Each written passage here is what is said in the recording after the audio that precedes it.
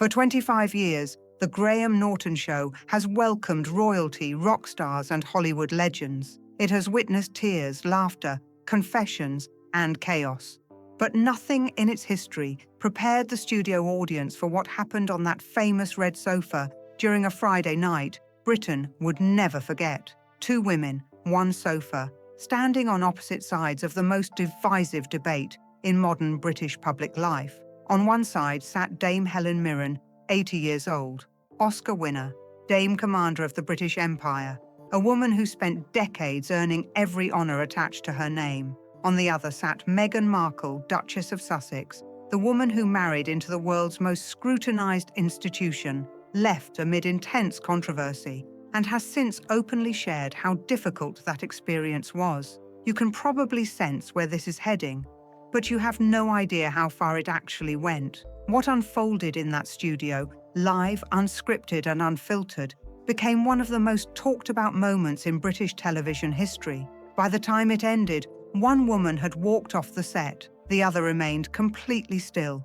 composed and unshaken. And the audience? They didn't breathe for 6 full minutes. Stay with us, because this is the moment the red sofa became a courtroom and a verdict was delivered. Setting the scene matters here. The Graham Norton Show, for anyone unfamiliar, is the crown jewel of British Friday night television. The famous red sofa brings celebrities together, drinks in hand, creating an atmosphere that feels relaxed, warm, and conversational. Graham Norton has a remarkable ability to make uncomfortable situations feel easy. He is charm personified. That night's guest list had already created unusual excitement. Dame Helen Mirren was promoting the BBC's Queen Elizabeth Centenary documentary, a project especially meaningful because of her acclaimed portrayals of Elizabeth II, including her Oscar-winning performance in The Queen. Years of studying one remarkable woman had made Helen more than an actress who portrayed a queen. To many people, she had become the closest thing to a civilian authority on Queen Elizabeth's legacy. Then there was Meghan. Meghan Markle, Duchess of Sussex, had confirmed her appearance to discuss her ongoing advocacy work. 2 other guests, a comedian and a musician, were also booked to complete the sofa. On any ordinary episode, they would have enjoyed their own moments in the spotlight. Not tonight. The moment the guest lineup was announced, the British press went into overdrive. Helen Mirren and Meghan Markle on the same sofa. The woman who devoted much of her career to honouring the Queen, and the woman widely seen as having dismantled her grandson's relationship with the monarchy, sitting side by side before a live audience with cameras rolling and nowhere to hide. Before the cameras rolled, Graham Norton reportedly joked during rehearsal that he might need a referee. He wasn't entirely wrong. Helen arrived first. That detail matters. She came in warm, gracious, immediately at ease. The audience responded from the first second. There was an authenticity to Helen Mirren that can't be manufactured. 50 years in the business teaches you how to walk into a room without performing. She settled into the sofa with the relaxed confidence that comes from genuinely earning your place. Meghan arrived minutes later, composed, immaculate, and camera-aware in the way that has become her signature. She moved to the far end of the sofa, positioned herself carefully, controlled and ready. Graham took his chair, glanced at both women, and delivered the understatement of the television season. This is going to be quite a show. He had absolutely no idea. The opening exchange began the way the most unexpected moments often do, with something that sounded entirely innocent. Graham turned to Helen first. The conversation focused on the BBC documentary, The Queen's Centenary, and her years portraying Elizabeth. Helen's answer was warm and thoughtful. Elizabeth would have been 100 this year, she noted. 100 years of life, 70 of them in service to a nation. She called it extraordinary, describing a life devoted to others, a principle she had come to deeply admire through years of study. I learned that duty isn't a burden for some people, Helen said. It's an identity. She woke up every morning knowing her life wasn't her own, that her preferences, her desires, her personal feelings came second to the role. Most people can't imagine that level of sacrifice. Pause on that word, sacrifice. because it was that word and everything it implied that lit the fuse. From the opposite end of the sofa, Meghan spoke. Not everyone experiences the institution as sacrifice. Some experience it as a cage. The audience shifted. Slightly, collectively, that quiet rustling of people who had just felt the atmosphere change. Helen turned slowly, calmly, and looked directly at Meghan. Do they? I spent years studying that institution, reading about it, understanding its weight. What I found was complexity, not cruelty. Meghan held her composure. You studied it from the outside. I lived it from the inside.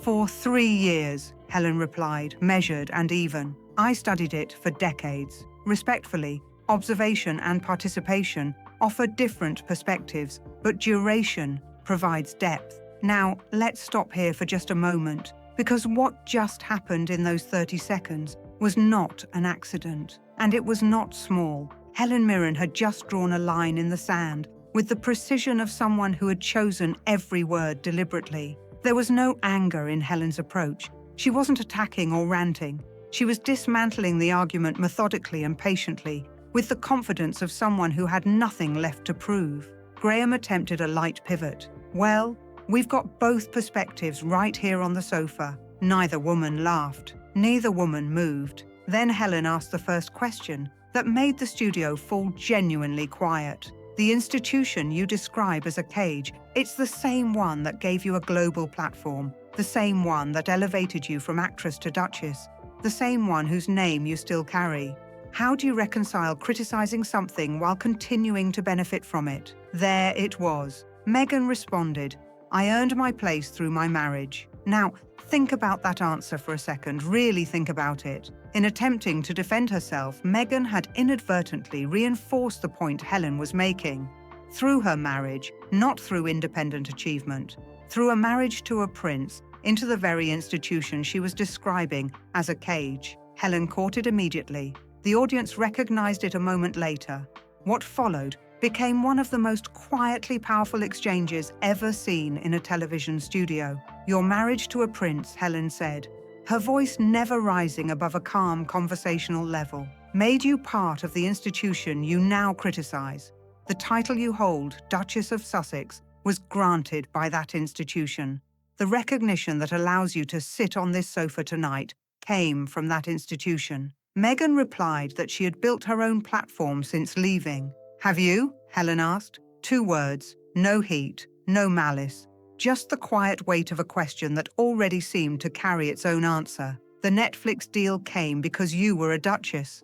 The book deal came because you were a duchess. The speaking engagements come because you were a duchess. Strip away the royal connection, and what remains? Now ask yourself, honestly, and this matters, because it's the question millions of people watching that night were asking themselves simultaneously, could you answer that question? If you were Meghan Markle in that moment, sitting under studio lights in front of a live audience, with cameras broadcasting to the nation, what would your answer be? Instead of offering a direct response, Meghan remained silent, and the pause that followed was anything but comfortable. It felt like an empty space where an answer should have been. Graham tried to redirect the conversation. Helen chose not to follow the change of subject. I've spent my career earning recognition, Helen said.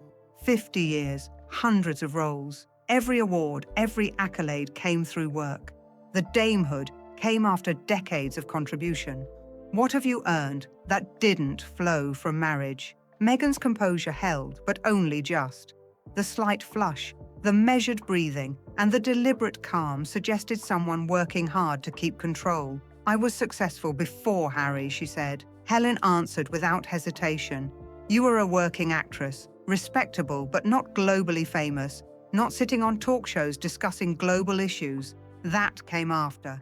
Be honest about the sequence. Then the conversation shifted to Archewell, Meghan's foundation, often presented as the centerpiece of her independent post-royal work. I've looked, Helen said. Beautiful website, inspiring language. When I search for outcomes, lives changed, policies influenced, measurable impact. I find nothing. This was the moment the studio moved from uncomfortable to stunned, because Helen Mirren had just done what many interviewers and public figures avoid doing. She asked for specific results calmly and precisely, in a way that suggested she had done her homework. What had Archewell actually produced?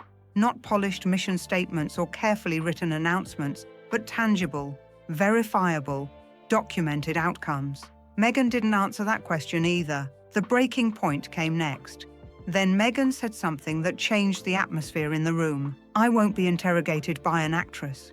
Helen's reply came instantly, calm, precise, and carrying the kind of force that only quiet certainty can deliver. An actress who won an Oscar playing the grandmother you now criticize constantly. An actress who studied your family history more thoroughly than you apparently lived it. An actress who earned her title through work, not marriage. The audience reaction in that moment went beyond applause. It was the sharp intake of breath from people who had just witnessed something they never expected to see. Something that broke through the carefully managed atmosphere of celebrity television and arrived unexpectedly in the territory of genuine confrontation. Helen wasn't done yet. She shifted the conversation once more, bringing up Peter Phillips's wedding the previous weekend, Prince Harry's cousin, a family event that multiple reports said Meghan did not attend because she had not been invited. According to those reports, the family had chosen not to invite her to avoid what one source described as a PR circus. "How does it feel," Helen asked, "to be characterized as a circus?" Meghan dismissed it as tabloid nonsense. Helen was prepared for that response. Multiple sources confirmed reports. The family didn't want you there. Not the media, the family. Your own family by marriage. "What does that tell you?" Meghan answered. "It tells me the institution remains hostile." Helen calmly replied without raising her voice. "Or it tells you that your behavior has consequences, that publishing intimate family details for profit damages relationships, that doing Netflix documentaries criticizing your in-laws might affect your welcome at family events." Pause on that for a moment, because it wasn't framed as a cruel observation or a personal attack. It was presented as a straightforward example of cause and effect. Public actions, especially commercially driven ones, can influence personal relationships. That idea is simple, and perhaps that's what made it so difficult to ignore. By this point, Graham had given up any real attempt to control the conversation. He gripped his cards, looked between the two women, and tried to step in. He was ignored. Helen continued with the question that seemed to shake what remained of the composure in the studio. "When you married Harry, what did you think would happen? That the institution would reform to suit you? That centuries of protocol would bend to your preferences? That a family you just joined would immediately prioritize your comfort?" Meghan said she had expected basic decency. Helen listed what Meghan had received: a wedding that cost £32 million, global recognition, a title, a home, staff, and protection. What basic decency was denied? The press treatment, Meghan said. The media, the way she had been covered. And here is where Helen Mirren made the observation that landed with remarkable force. The press treats everyone badly. They treated Diana badly. They treated Camilla badly. They treated Kate badly for years. The treatment wasn't unique to you. What was unique was your response. The Oprah interview wasn't free. The Netflix deal wasn't charity. The book earned millions. You've monetized your grievances more successfully than anyone in royal history. With those words, Helen brought her argument into sharp focus. That's not honesty. That's commerce. 14 words that summed up the entire exchange in a way that no easy counter-argument could erase. The exit and aftermath.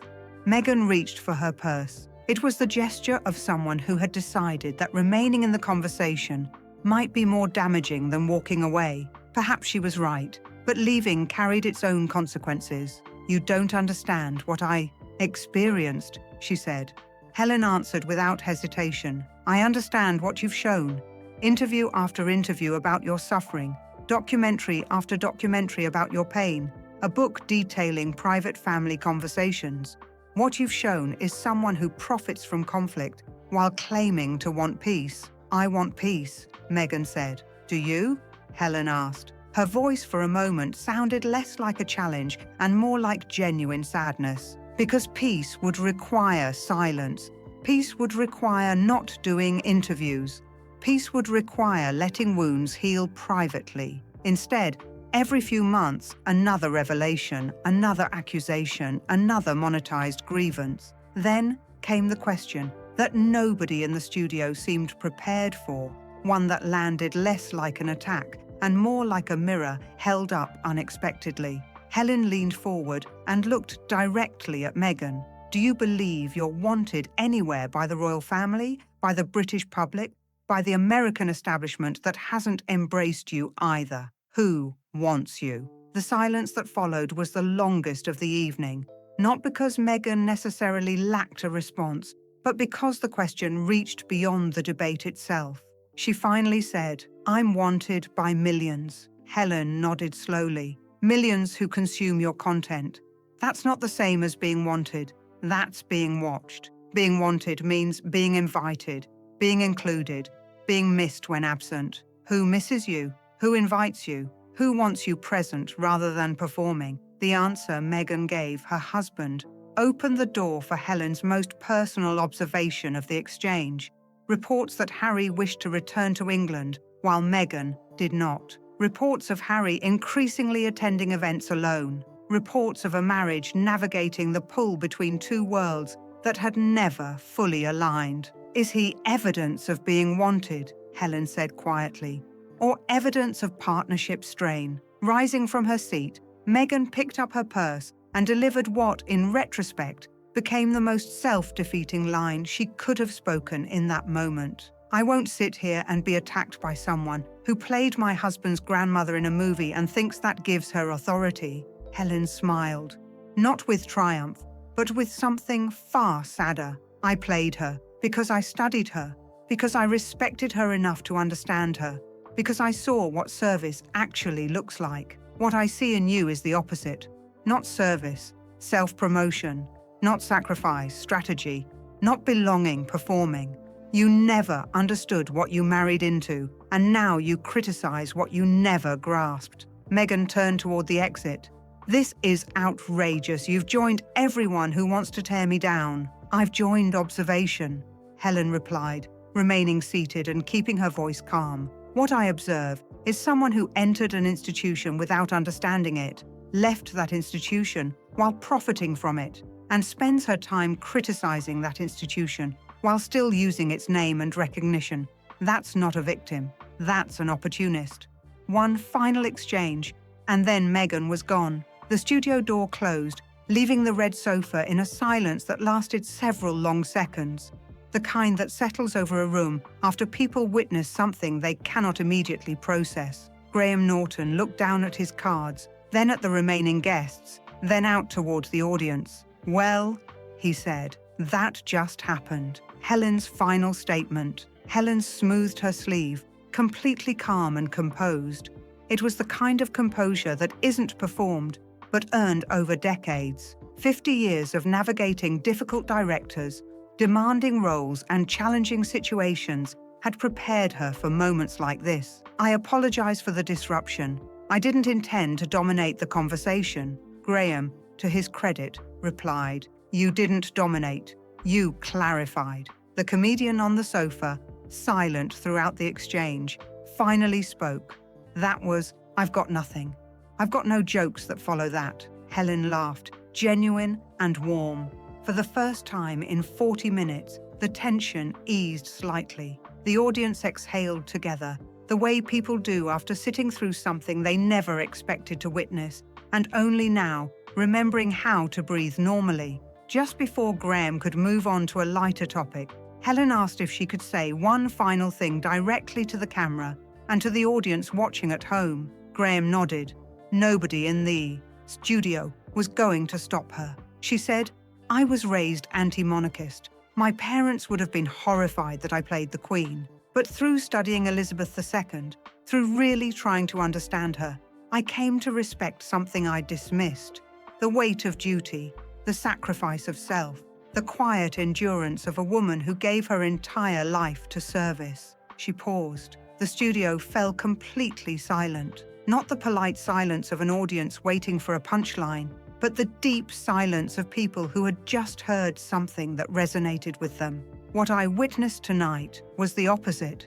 Someone who received enormous gifts from that institution, recognition, platform, global fame, and has spent years complaining about how those gifts were wrapped. That's not courage, that's ingratitude, and someone needed to say it. The audience applauded, not wildly or with the excitement of a game show victory, slowly and heavily. It was the applause of people still processing what they had just witnessed. The musician on the sofa, who had remained quiet throughout the evening, finally said softly, "My grandmother watched the Queen on television every Christmas. She'd be glad someone defended her." "That's who I was thinking of," Helen replied. "The people who loved the Queen, who saw in her something worth admiring, who watch her family get attacked and feel helpless to respond. I responded for them." Aftermath and analysis. The footage aired that night. The BBC made no edits, no softened moments, and no diplomatic trimming. What the studio audience witnessed, viewers across the nation saw in full. By the following morning, clips had spread across the internet. The lines dominating social media were the short, direct statements Helen had delivered with quiet certainty. Strip away the royal connection, and what remains? An actress who earned her title through work, not marriage. Your behavior has consequences. You've monetized your grievances more successfully than anyone in royal history. Your sacrifice looks remarkably like lateral movement with improved weather. Someone who took what the institution offered and gave nothing but criticism in return. Following the broadcast, Meghan's team released a statement describing the appearance as a coordinated ambush, carefully planned and intended to humiliate rather than encourage a fair discussion. Helen's response, issued through her representatives, was characteristically concise. Coordinated. I spoke spontaneously from decades of study and observation. The ambush she describes is simply someone who earned the right to speak about the monarchy through years of respectful engagement, asking questions of someone who has earned nothing but profit from complaint. She added one final line that quickly spread across social media. "I've played the Queen. I've met the Queen. I've studied the Queen.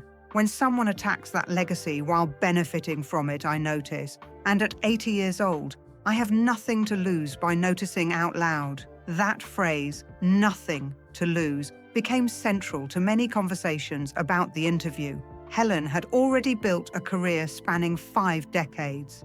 She had no future reputation to chase, no public image to reinvent, and no major milestone left to prove. She was an Oscar winner, a dame, and someone who had spent years studying Queen Elizabeth II with genuine respect. When someone with that background speaks, many people naturally pay attention. There is a weight that comes from decades of experience, careful preparation, and a willingness to speak openly. So what did that red sofa actually reveal? It highlighted the contrast between earned authority and inherited visibility, between a title gained after decades of work and one received through marriage, between someone who spent a lifetime building a reputation and someone whose public profile changed almost overnight. Throughout the exchange, Helen repeatedly asked direct questions. She questioned what had been built independently, what sacrifice truly meant, and what lasting contribution had been made. Several of those questions were left without detailed answers, allowing viewers to reach their own conclusions. For many watching, that became the defining moment. It wasn't raised voices or dramatic gestures that stood out. It was the silence after the questions were asked. Some people spend their lives earning recognition through years of work, persistence, and dedication. They understand that respect is built gradually through actions rather than demanded in the moment. Helen Mirren's career reflects that path. Decades of performances, an Academy Award, a damehood, and a reputation shaped by consistent work gave her perspective that many viewers felt carried unusual weight. The red sofa brought 2 very different life stories together for one unforgettable evening.